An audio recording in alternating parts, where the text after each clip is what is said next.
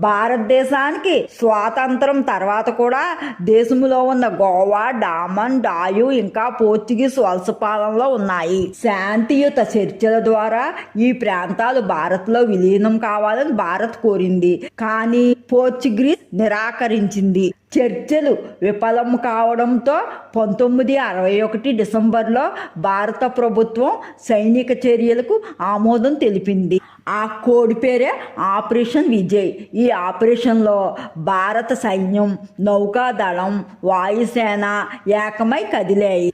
December 18, 1961 తెల్లవారుజామున operation మొదలైంది. భారత దళాలు ఉత్తరం, తూర్పు దిశల నుండి గోవాలోనికి ప్రవేశించాయి. కేవలం 36 గంటల్లోనే భారత దళాలు కీలక ప్రాంతాలను స్వాధీనం చేసుకున్నాయి. ఈలోగా పోర్చుగీస్ ఈ విషయాన్ని ఐక్యరాజ్య సమితి లేదా యుఎన్ఓ భద్రతా మండలికి తీసుకువెళ్ళింది. భారత సైన్యాన్ని వెనక్కి తీసుకోవాలని పాశ్చాత్య దేశాలు ఒక తీర్మానాన్ని ప్రవేశపెట్టాయి. ఆ కీలక సమయంలో సోవియట్ యూనియన్ లేదా యుఎస్ఎస్ఆర్ భారతదేశానికి అండగా నిలిచింది. యుఎస్ఎస్ఆర్ తన వీటో అధికారాన్ని ఉపయోగించి ఆ తీర్మానాన్ని రద్దు చేసింది.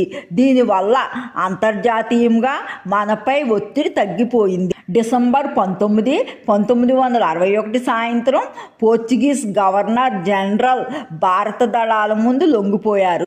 ఈ చర్యలతో 450 ఏళ్ల వలస పాలన ముగిసి గోవా, డామన్, డాయు ప్రాంతాలు భారతదేశంలో విలీనమైనాయి.